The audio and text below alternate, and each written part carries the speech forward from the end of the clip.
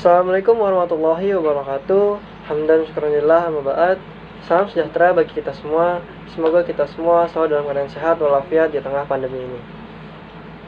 Oke teman-teman, izinkan kami kelompok 6 untuk mempresentasikan diskusi kami, yaitu tentang bahasan. Kami memiliki 4 bahasan, yaitu ada pengertian kurikulum, landasan pengembangan kurikulum, prinsip-prinsip pengembangan kurikulum, dan yang terakhir ada pendekatan-pendekatan kurikulum. Oke, untuk mengetahui kelanjutannya, mari sama-sama kita simak penjelasan berikut ini. Perkenalkan, nama saya Iftahullah Gufron Jaini dengan NIM 17076199006 dari Prodi Pendidikan Bisnis B. Ya, perkenalkan, nama saya Sahal Afham Adib dengan NIM 17076191040. Nama saya Vicky Effendi, NIM 17076190001. Assalamualaikum warahmatullahi wabarakatuh. Nama saya Dava Prilia Maharani, NIM 170761908. Nah, teman-teman, di sini saya akan menjelaskan pengertian dari kurikulum. Secara etimologi, kurikulum ini memiliki asal-usul dari kurikulum kurs yang artinya jumlah yang ditempuh, atau dalam bahasa Latin yang artinya berlari cepat, tergesa-gesa, dan menjalani. Atau dalam arti luas, kurikulum ini merupakan kegiatan belajar mengajar yang cukup di dalam kelas ataupun di luar kelas.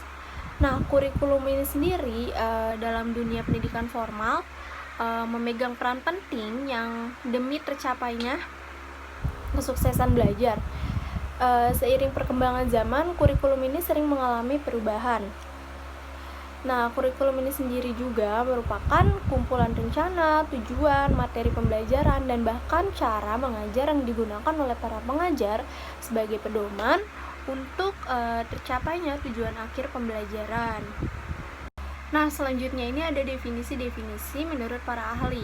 Yang pertama itu ada menurut Ronald C. Dole. Kurikulum sekolah adalah muatan proses baik formal maupun informal yang diperuntukkan bagi pelajar untuk memperoleh pengetahuan, pemahaman, mengembangkan keahlian, dan mengubah aerosiasi sikap dan nilai dengan bantuan sekolah. Nah, selanjutnya itu ada menurut dari Maurice Dalton. Ia mengatakan bahwa kurikulum dipahami sebagai pengalaman-pengalaman yang didapatkan oleh pembelajar di bawah naungan sekolah. Nah, teman-teman, setelah terdapat beberapa definisi-definisi kurikulum, selanjutnya kurikulum dapat dimaknai dalam 3 konteks. Yang pertama yaitu sebagai sejumlah mata pelajaran yang harus ditempuh oleh para peserta didik. Yang kedua sebagai pengalaman belajar, lalu yang terakhir adalah sebagai rencana program pembelajaran. Landasan pengembangan kurikulum. Landasan pengembangan kurikulum memiliki peran yang sangat signifikan, sehingga apabila kurikulum diibaratkan sebagai sebuah bangunan, gedung, atau rumah yang tidak menggunakan landasan atau fondasi yang kuat, maka ketika diterpa angin atau terjadi goncangan yang kencang, bangunan tersebut akan mudah roboh. Demikian pula dengan halnya kurikulum. Apabila tidak memiliki dasar pijakan yang kuat, maka kurikulum tersebut akan mudah terombang-ambing, dan yang menjadi taruhannya adalah manusia sebagai peserta didik yang dihasilkan oleh pendidik itu sendiri. Kurikulum merupakan rancangan pendidikan yang memiliki kedudukan cukup sentral dalam perkembangan pendidikan. Oleh sebab itu, dibutuhkan landasan yang kuat dalam pengembangan kurikulum agar pendidikan dapat menghasilkan manusia-manusia yang berkualitas. Adapun yang menjadi landasan dalam pengembangan kurikulum, yang pertama landasan filosofis, landasan sosial budaya, dan landasan psikologis. Landasan filosofis. Secara harfiah, filosofis berarti cinta akan kebijaksanaan. Orang belajar berfilsafat agar ia menjadi orang yang mengerti dan berbuat secara bijak. Untuk dapat mengerti kebijakan dan berbuat secara bijak, ia harus tahu atau berpengetahuan. Pengetahuan tersebut diperoleh melalui proses berpikir, yaitu berpikir secara sistematis, logis, dan mendalam.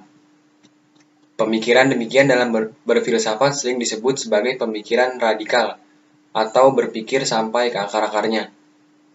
Berarti filsafat mencakup keseluruhan pengetahuan manusia, berusaha melihat segala yang ada ini sebagai satu kesatuan yang menyeluruh, dan mencoba mengetahui kedudukan manusia di dalamnya. Sering dikatakan dan sudah menjadi terkenal dalam dunia keilmuan bahwa filsafat merupakan ibu dari segala ilmu. Pada hakikatnya, filsafat jugalah yang menentukan tujuan umum pendidikan. Filsafat membahas segala permasalahan manusia, termasuk pendidikan, yang disebut filsafat pendidikan. Filsafat memberikan arah dan metodologi terhadap praktik-praktik pendidikan, sedangkan praktik-praktik pendidikan memberikan bahan-bahan bagi pertimbangan filosofis. Keduanya sangat berkaitan erat. Hal inilah yang menyebabkan landasan filosofis menjadi landasan penting dalam pengembangan kurikulum. Yang kedua ada landasan sosial budaya. Kurikulum menentukan pelaksanaan dan hasil pendidikan. Dengan pendidikan diharapkan muncul masyarakat-masyarakat yang tidak asing dengan masyarakat. Dengan pendidikan diharapkan lahir manusia-manusia yang bermutu, mengerti, dan mampu membangun masyarakat. Oleh sebab itu, tujuan, isi, maupun proses pendidikan harus disesuaikan dengan kondisi, karakteristik, dan perkembangan masyarakat. Landasan sosiologis kurikulum adalah asumsi-asumsi yang berasal dari sosiologi yang dijadikan titik tolak dalam pengembangan kurikulum. Mengapa kurikulum harus berlandaskan kepada landasan sosiologis? Anak-anak berasal dari masyarakat, mendapat pendidikan baik informal, formal, maupun non-formal dalam lingkungan masyarakat pula, dan diarahkan agar mampu terjun dalam kehidupan bermasyarakat. Karena itu, kehidupan masyarakat dan budaya dengan segala karakteristiknya harus menjadi landasan dan titik tolak dalam melaksanakan pendidikan. Oleh karena itu, tujuan, isi, maupun proses pendidikan harus disesuaikan dengan kondisi, karakteristik, kekayaan, dan perkembangan masyarakat. Sosiologi dalam pembahasannya mencakup secara garis besar akan perkembangan masyarakat dan budaya yang ada pada setiap ragam masyarakat yang ada di Indonesia ini. Karena beraneka ragamnya budaya masyarakat yang ada di negeri ini, sehingga kurikulum dan perumusanan juga harus menyesuaikan pada budaya masyarakat yang akan menjadi objek pendidikan dan penerima dari hasil pendidikan tersebut. Tidak bisa kita menggunakan kurikulum pendidikan untuk orang-orang yang pedalaman untuk diajarkan kepada orang-orang maju, seperti di kota dan pendidikan di luar wilayah tersebut yang lebih maju. Yang ketiga ada landasan psikologis. Dalam proses pendidikan yang terjadi adalah proses interaksi antar individu. Manusia berbeda dengan makhluk lainnya seperti binatang, benda, dan tumbuhan karena salah satunya yaitu kondisi psikologis yang dimilikinya. Benda dan tanaman tidak mempunyai aspek psikologis, sedangkan binatang tidak memiliki taraf psikologis yang lebih tinggi dibanding manusia yang juga memiliki akal sebagai titik pembeda di antara keduanya. Kondisi psikologis merupakan karakteristik psikofisik seseorang sebagai individu yang dinyatakan dalam berbagai bentuk perilaku dalam interaksi dengan lingkungan. Perilaku-perilakunya merupakan manifestasi dari ciri-ciri kehidupannya, baik yang tampak maupun yang tidak tampak. Perilaku kognitif, afektif, dan psikomotorik. Pengembangan kurikulum harus dilandasi oleh asumsi-asumsi yang berasal dari psikologi yang meliputi kajian tentang apa dan bagaimana perkembangan peserta didik, serta bagaimana peserta didik belajar. Psikologi perkembangan. Psikologi perkembangan merupakan cabang dari psikologi yang mempelajari proses perkembangan individu, baik sebelum maupun setelah kelahiran, berikut kematangan perilaku. Melalui kajian tentang perkembangan peserta didik, diharapkan pendidikan dapat berjalan sesuai dengan karakteristik peserta didik yang diharapkan pendidik, serta kemampuannya, materi atau bahan pelajaran apa saja yang sesuai dengan umur, bakat, serta kemampuan daya tangkap peserta didik. Begitu juga dengan cara penyampaiannya, dengan berbagai metode yang dapat diterima, dilihat dari sisi psikologis setiap peserta didik. Psikologi perkembangan merupakan ilmu yang mempelajari tentang perilaku individu berkenaan dengan perkembangannya. Dalam psikologi perkembangan pun dikaji mengenai hakikat perkembangan, aspek-aspek perkembangan, tugas-tugas perkembangan individu. Hal seperti itulah yang dijadikan sebagai bahan pertimbangan dan mendasari perkembangan kurikulum. Yang kedua ada psikologi belajar. Psikologi belajar merupakan ilmu yang semuanya dapat dijadikan sebagai bahan pertimbangan dan mendasari pengembangan kurikulum.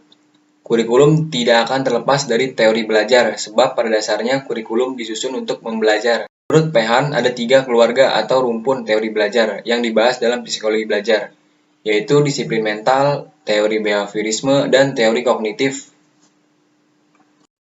Yang pertama, teori disiplin mental. Menurut teori ini bahwa dari sejak kelahirannya atau secara herediter, seorang anak telah memiliki potensi-potensi tertentu. Menurut teori belajar adalah merupakan upaya untuk mengembangkan potensi-potensi tersebut. Yang kedua, teori behaviorisme. Teori ini berpijak pada sebuah asumsi bahwa anak atau individu tidak memiliki atau tidak membawa potensi apa-apa dari kelahirannya. Perkembangan anak ditentukan oleh faktor-faktor yang berasal dari lingkungan, seperti lingkungan sekolah, masyarakat, keluarga, alam, budaya, religi, dan sebagainya. Teori kognitif. Menurut teori ini, belajar adalah proses pengembangan insight atau pemahaman baru, atau mengubah pemahaman lama. Pemahaman tersebut terjadi apabila individu menemukan cara baru dalam menggunakan unsur-unsur yang ada dalam lingkungan, termasuk struktur tubuhnya sendiri. Gestalt Field melihat bahwa belajar merupakan perbuatan yang bertujuan, eksploratif, imajinatif, dan kreatif. Selanjutnya, ada prinsip-prinsip pengembangan kurikulum. Prinsip menunjukkan pada suatu hal yang sangat mendasar, keyakinan harus diperhatikan, memiliki sifat mengatur dan mengarahkan serta sesuatu yang biasanya selalu ada atau bisa juga sering terjadi pada situasi dan kondisi yang sama. Nah, dalam prinsip ini ada 6 prinsip dalam pengembangan kurikulum. Yang pertama itu adalah prinsip relevansi. Nah, prinsip ini berkenan dengan kesesuaian antara komponen tujuan, isi strategi, dan evaluasi. Selanjutnya, ada prinsip fleksibilitas. Nah, prinsip ini berkenan dengan kebebasan atau keleluasan yang dimiliki guru dalam menerapkan kurikulumnya dan adanya alternatif pilihan program pada siswa yang sesuai dengan minat bakatnya. Selanjutnya, ada prinsip kontinuitas. Nah, prinsip ini berhubungan dengan adanya kesinambungan materi pelajaran antar berbagai jenis atau jenjang sekolah serta antar tingkatan kelas. Perkembangan dan proses belajar berlangsung secara berkesinambungan. Nah, prinsip selanjutnya ada prinsip praktis. Prinsip ini menerapkan kurikulum harus mudah dalam pelaksanaannya dan juga tidak memakan biaya yang banyak, serta alat-alatnya pun mudah sehingga praktis dan juga efisiensi dalam penerapannya. Selanjutnya, ada prinsip efektivitas. Dalam keberhasilan pelaksanaan kurikulum harus diperhatikan baik kuantitas maupun kualitasnya. Nah, dalam keberhasilan kualitas ini ditinjau dari komponen-komponen kurikulum seperti tujuan, isi proses, belajar, dan evaluasi. Sedangkan keberhasilan kualitasnya dilihat dari pelaksanaan kurikulum yang ada. Kemudian, prinsip yang terakhir ada prinsip khusus. Maksud dari prinsip khusus ini ada beberapa yang harus diperhatikan gitu dalam mengembangkan kurikulum tersebut. Antara lain seperti prinsip keimanan, nilai dan budi pekerti luhur, kemudian penguasaan integrasi nasional, keseimbangan etika, logika, estetika, dan kinetika. Oke teman-teman, kita masuk dalam bahasan pendekatan-pendekatan kurikulum.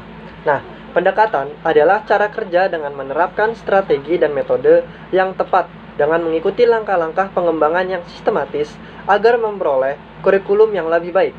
Pendekatan dapat diartikan sebagai titik tolak atau sudut pandang seseorang terhadap suatu proses tertentu.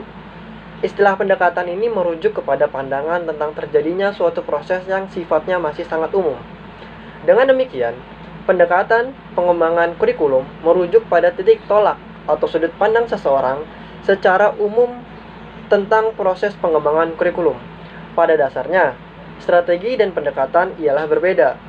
Hal ini berarti strategi memiliki makna yang lebih sempit daripada pendekatan.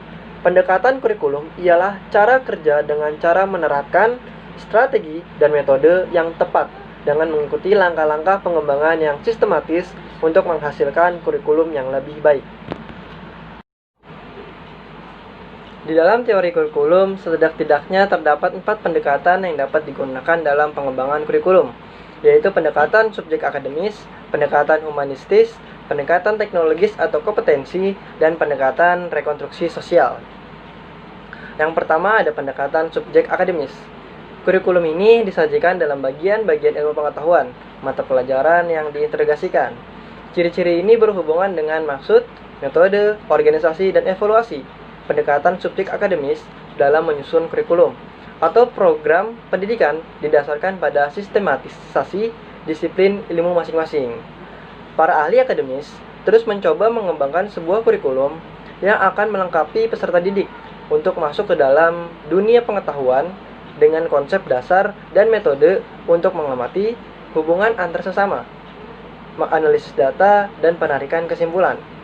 Pengembangan kurikulum subjek akademis dilakukan dengan cara menerapkan lebih dahulu mata pelajaran atau mata kuliah apa yang harus dipelajari oleh peserta didik yang diperlukan untuk persiapan pengembangan disiplin ilmu. Adapun kelemahan pendekatan ini yaitu kegagalan dalam memberikan perhatian kepada yang lainnya dalam melihat bagaimana isi dan disiplin dapat membawa mereka pada permasalahan kehidupan modern yang kompleks, yang mana permasalahan ini tidak dapat dijawab oleh hanya dengan satu ilmu saja. Yang kedua ada pendekatan humanistik. Pendekatan humanistik ini dalam pengembangan kurikulumnya bertolak dari ide memanusiakan manusia, penciptaan konteks yang akan memberikan peluang manusia untuk menjadi lebih human, untuk mempertinggi harkat manusia merupakan dasar filosofi, dasar teori, dasar evaluasi, dan dasar pengembangan program pendidikan. Kurikulum humanistis dikembangkan oleh para ahli pendidikan humanistis. Kurikulum ini berdasarkan konsep aliran pendidikan pribadi, yaitu John Dewey. Aliran ini lebih memberikan tempat utama kepada siswa. Kurikulum humanistis ini, guru diharapkan dapat membangun hubungan emosional yang baik dengan peserta didiknya. Oleh karena itu, peran guru yang diharapkan yaitu dapat mendengar pandangan realitas peserta didik secara komprehensif, dapat menghormati individu peserta didik, dan tampil alamiah, otentik, dan tidak dibuat-buat. Dalam pendekatan humanistis ini, peserta didik diajar untuk membedakan hasil berdasarkan maknanya. Kurikulum ini melihat kegiatan sebagai sebuah manfaat untuk peserta didik di masa depan. Sesuai dengan prinsip yang dianut, kurikulum ini menekankan integritas, yaitu kesatuan perilaku bukan saja yang bersifat intelektual, tetapi juga emosional dan tindakan. Oke, masuk yang ketiga yaitu pendekatan rekonstruksi sosial. Pada kurikulum ini sangat memperhatikan hubungan kurikulum dengan sosial masyarakat dan politik perkembangan ekonomi. Kurikulum ini bertujuan untuk menghadapkan peserta didik pada berbagai permasalahan manusia dan kemanusiaan. Permasalahan yang muncul tidak harus pengetahuan sosial saja, tetapi di setiap disiplin ilmu, termasuk ekonomi, kimia, matematika, dan lain-lainnya. Kurikulum ini bersumber pada aliran pendidikan interaksional, yang mana menurut mereka pendidikan bukan hanya upaya sendiri, tetapi melainkan kegiatan bersama, di mana melalui interaksi ini, siswa berusaha memecahkan problem-problem yang dihadapinya dalam masyarakat untuk menuju pembentukan masyarakat yang lebih baik lagi.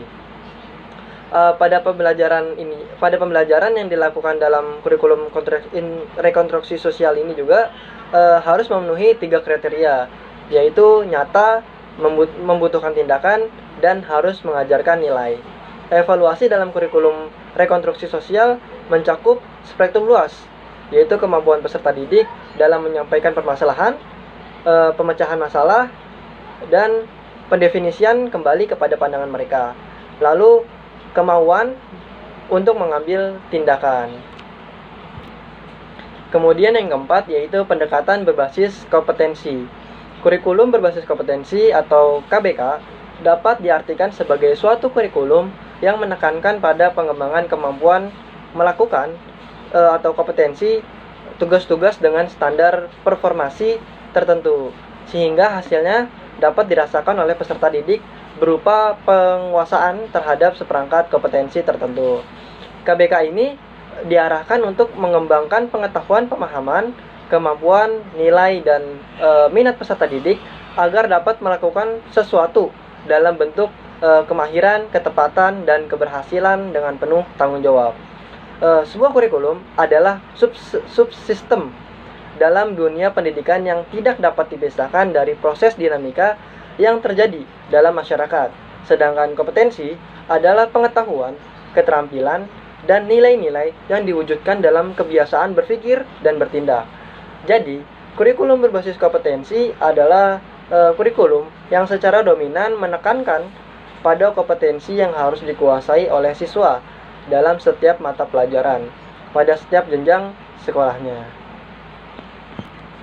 Nah, sebagai implikasinya akan terjadi pergeseran dari dominasi penguasaan kognitif menuju penguasaan kompetensi. Kompetensi itu dituntut terbagi atas 3 jenis, yaitu 1. Kompetensi tamatan, yaitu kompetensi yang minimal harus dicapai oleh siswa setelah menamatkan suatu jenjang pendidikan tertentu. Kemudian yang kedua, ada kompetensi mata pelajaran, di mana kompetensi minimal yang harus dicapai pada siswa untuk menyelesaikan mata pelajaran tertentu. Dan yang terakhir yaitu ada kompetensi dasar, yaitu kemampuan minimal yang harus dicapai oleh siswa dalam setiap bahasan atau materi tertentu dalam suatu bidang tertentu.